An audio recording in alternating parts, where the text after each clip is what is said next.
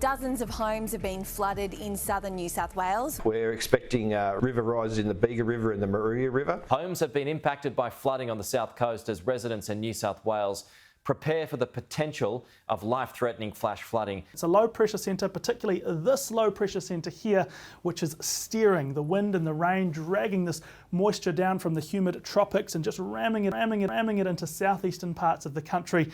It takes a long time for this low to vacate the premises. It just keeps steering the rainfall into the southeast.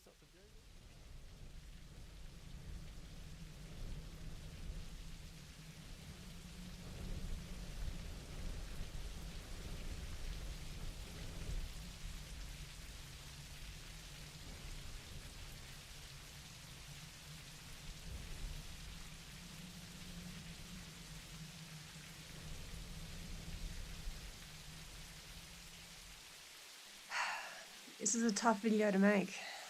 It is Thursday morning and I'm in my YHA room because I spent the day yesterday waiting out the rain. My phone died last night, dead. So I've just got my Garmin as nav and I've got no money, no cash, no phone. So I need to make a pretty tough decision right now. And I don't want to make it. I've decided I'm going to make that decision in about an hour. So.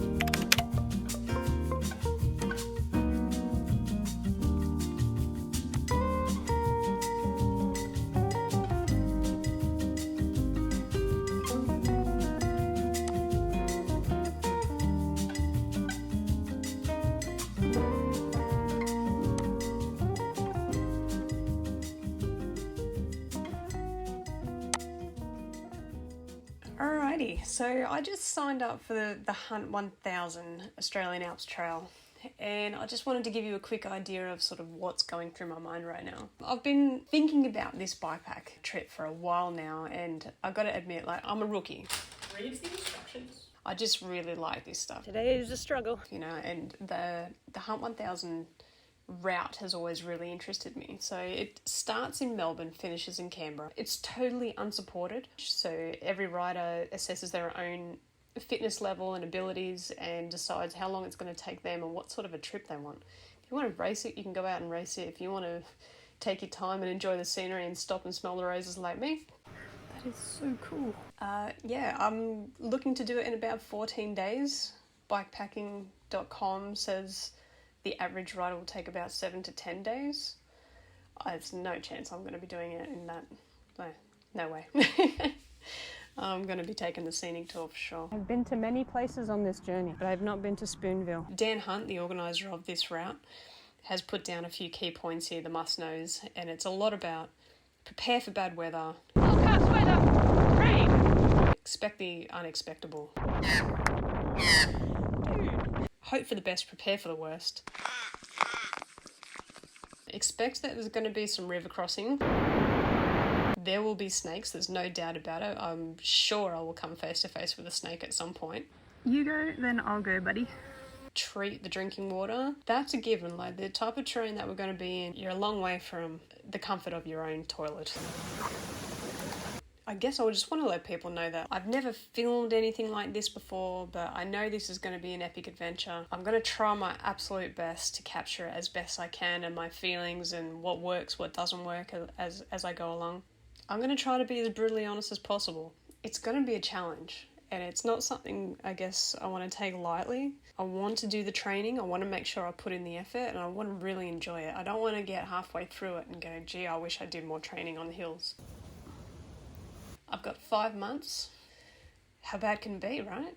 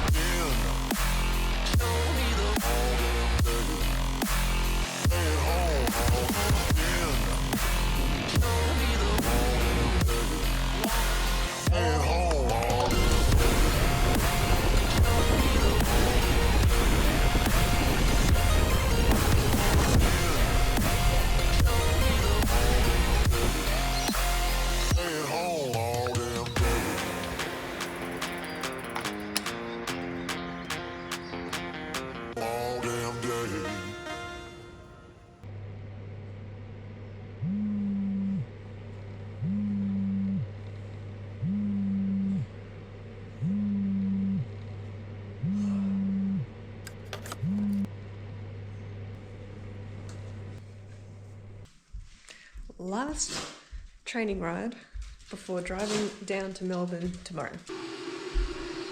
Final training session and I have to deal with this.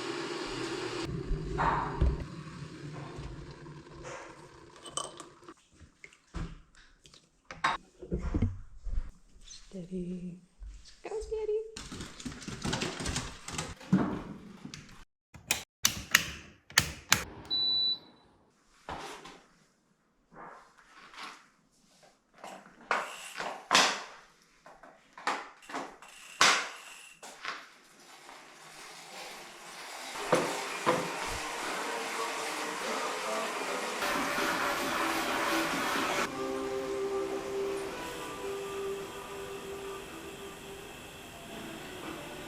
Last training ride before the hunt, dusted.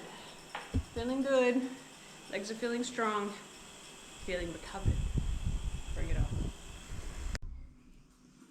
How good is my mum that she enter pre-made meals, dehydrates them, and then vacuum seals them, ready for someone like me to go on an adventure. And even I'm someone who doesn't eat mushrooms. So she's made a carbonara and it says Kez on it, so I can eat this without fear of eating a mushroom. How many mums do that, right? Seriously. Look, quinoa and veg, Kez, no shrooms. How good. So 2 dinners,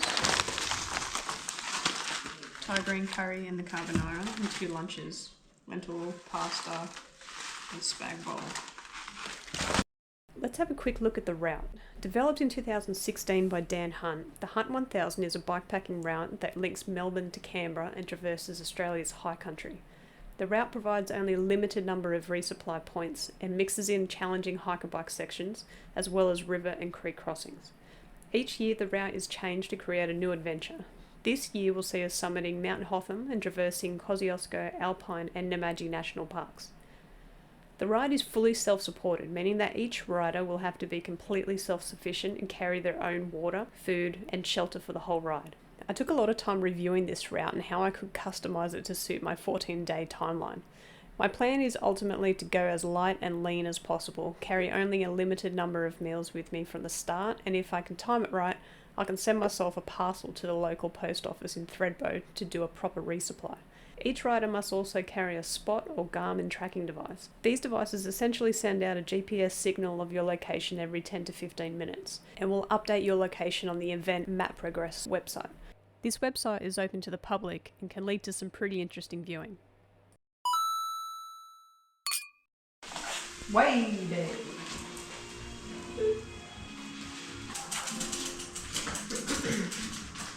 9.9. Wow. Donna.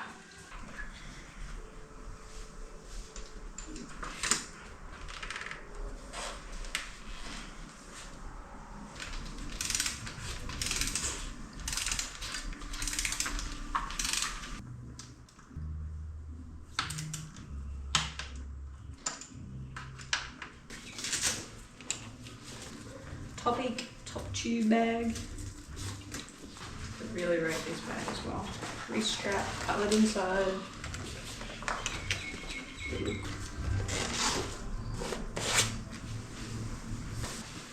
Handbag. Topic again. This has been with me since the first 500 and it is awesome. Fit everything in there. As part of the Hunt 1000 event, the riders were asked to submit a photo and a short description of our bike setups. These were then published as the official rigs of the Hunt 1000 on the bikepacking.com website. So after a quick clean, we went for a ride to the beach for a photo shoot. And just for fun, here is a quick intro of my bike, the Donna, and a rundown of the bag setup that I'll be using on this year's Hunt 1000.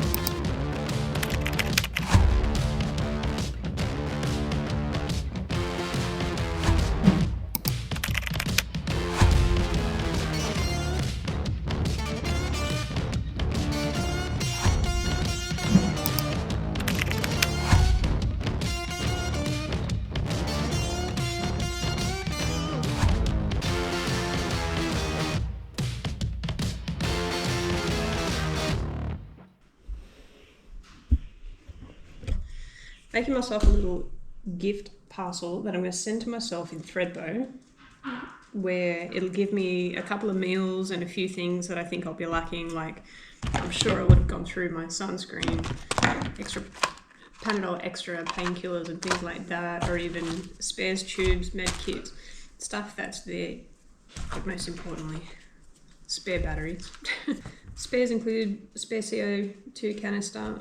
When I actually start the ride, I'm only going to have one spare tube. So the plan is, for punctures, I'll hopefully be able to plug it and use the sealant that's in the tyres. If that's a no-go, or if I tear the sidewall or something like that, I'll have to sew it up, put a tube in it. And then I've also got patches in case I get punctures in my tubes. But if worst case scenario, something goes horribly wrong with it, then I'll have a spare one at Threadbow if I need it. First time I'll be trying this to it. It's called No Pong, and it's meant to replace my aerosol deodorant can. So I've decanted some of it into this. The other thing is Bushman's. I don't know if you know much about the Australian bush, but the flies can be out of control, and bot flies and sandfly, all sorts of things can be out there. So I will be wearing Bushman's almost by the daily. Mosquitoes at night too, depending if I'm sleeping low, it's a bit marshy or wet, mozzies will be out of control. So I've decanted some of that into a little can as well. Baby wipes. Majority of the time I'm not going to have the luxury of a shower, so this is shower in a packet. The other thing is these little tablets are from our local sauce shop. This replaces toothpaste. So instead of using the old school toothpaste, I'll throw one of these in my mouth and swash it around with some water and it'll turn into toothpaste. So instead of having a tube of toothpaste, I'll have that. The other thing that's going to be necessary on this trip is these salt tablets. I find when I have salt tablets, it really does give me an extra boost of energy. But anything that I don't need at Threadbow, I'll be putting into a prepaid envelope and sending it home. So none of it's going to go to waste. None of it goes in the bin. Finally packing day. We're driving to Wangaratta today. I'm going to stay there the night, and then the following morning we're going to keep driving to Warburton, which is where I plan on staying the first night of the actual Hunt 1000 event. Pack the truck, do some last minute checks on the Donna, and slowly make our way down. Should be about a 6-hour drive.